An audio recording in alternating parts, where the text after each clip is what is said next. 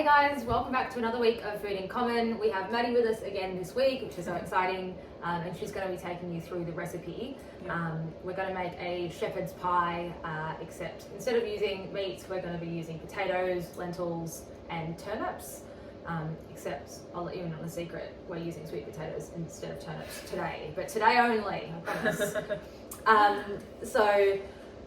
This one is obviously a great warming recipe, really well suited to turning into vegetarian or even a vegan recipe if you wanted to. And yeah, something you can pop in the freezer and save for a rainy day when you can't be bothered cooking, which is my favourite thing to do. So we're going to get started now. The ingredients that we need are pretty basic. So we've got canned toms, a can of lentils, potatoes and turnips, an onion. Welcome to use a leek or heaps of spring onions if you have those in the garden or something. Hard cheese, we're just using some parm. Some herbs. Yeah, and hard herbs. So in the garden I've got thyme, sage, rosemary, but same thing, if you're making this another time without the cooking pack, any hard herb, pick one, run with it, you'll be fine. I think that's it, right? Yeah. Groovy. I'm going to start off by peeling and chopping the potatoes and the sweet potatoes, but obviously you'll have turnips. This is so that we can boil them quickly so that they don't take too long. Now, Georgia doesn't have a peeler, so I'm going to use a knife, but obviously you should probably use a peeler, it's safer.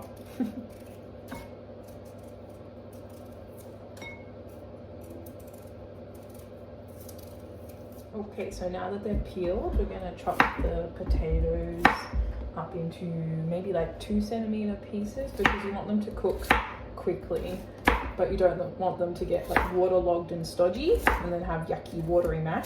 So probably this kind of one, we want to cut it in half just because we want it to cook nice and quick, obviously not too quick.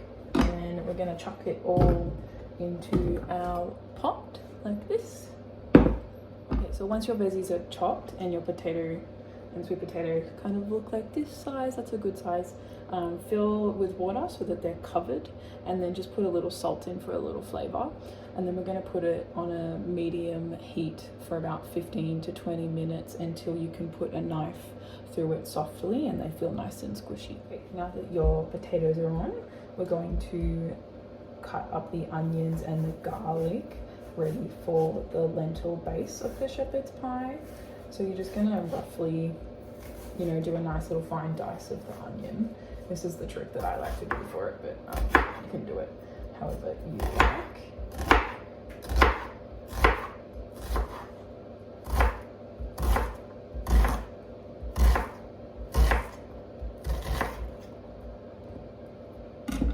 So you just want them to be nice little cubes like that. After your onion, we're going to do the garlic. Just give it a squish. Take off all of this stuff, obviously. That doesn't taste very good. Ugh, it's stuck to my hands now. And then you're going to just roughly chop that. Obviously with garlic, you don't want it to be too big because nobody likes just getting a mouthful of chunky garlic. It doesn't taste very nice. So just like that. So while your onions are cooking and your potatoes are on, we're just going to roughly chop your herbs.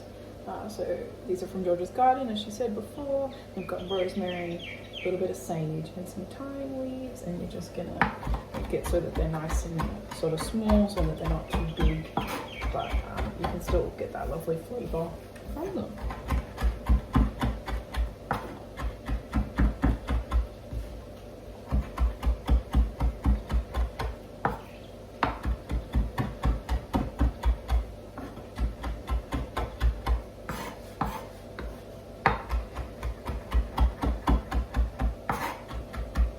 So I'd say this nice size here is pretty good, nice and fine. So once you've got your onions and your garlic all chopped up, we're going to put a generous drizzle of olive oil in a frying pan on a medium heat, and then we're going to just cook these until they're nice and translucent and soft. As you know, we've done for last week's recipe and recipes in the past. And you can also see our beautiful potatoes and sweet potato cooking away. So after about 5 to 8 minutes, these onions are really looking good right now. And then I've just added those herbs that I chopped up. And we're just gonna cook it for another minute before I add the lentils and the tin tomato. So now I'm adding these lentils, which I drained and rinsed with a little bit of water before. And I'm also going to add these tomatoes. Yeah. And then what I'm gonna do is I'm gonna fill this up with a little bit of water to rinse it out, and then I'm gonna put the water in here. So this is what it looks like right now with that little bit of water that I've just added. And then I'm going to season it with salt and pepper and maybe a little bit of chili flakes if you like chili. And I'm going to let it simmer until it's nice and thick. And you can't see all this water, but I'll show it to you then. So that'll be about maybe 8 minutes. Okay, so these are about done. All you want to do is just, yeah, see how easy that went through? Perfect. And then I'm gonna strain them in the sink with the colander, and I'll show you how we're gonna mash that. So now we're going to mash our sweet potato or turnip and potato. Now, as a chef, I think that the thing that makes mash taste the best is lots and lots of butter. So put that in. And then we're gonna put a generous pinch of salt and just a little bit of milk to start off with, because you can always add more, but you can't take it out. And you don't want them to be too runny. Because obviously this isn't like just traditional mashed potatoes. We're going to be baking it, and you want your pie to have some sort of structure. So just a little bit of milk to start off with, and if you think it needs some more, we'll add some more. And then just give it a good mash.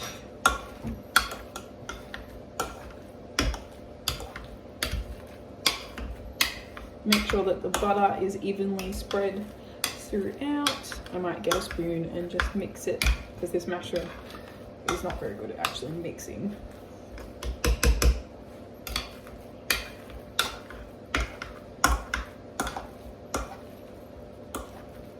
Okay. So for me, this is a perfect consistency for a shepherd's pie because it's still nice and thick. It's not very lumpy, but it's still got a little bit of texture to it. I'm just gonna taste it, check the seasoning, and then I'll add some more salt and pepper. Obviously, you've got to do that to your own taste.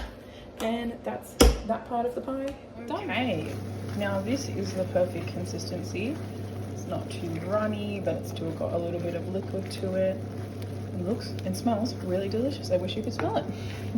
So what I'm gonna do now is I'm gonna pour this into a baking tray pan, and I'm gonna put the potato on top. And I will show you what to do next. So you're going to pour the lentil mixture into a baking dish of your choice. Oh, sorry, this is a really heavy pan, so it's hard to hold it up nicely so it doesn't look silly.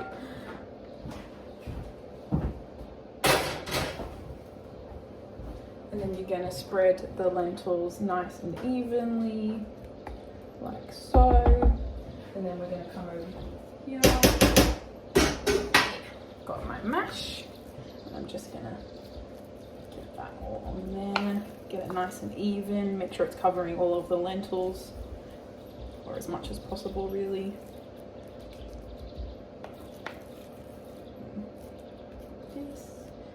Now, as Georgia said at the start of the video, if you wanted this to be vegan, it essentially is, except for the butter.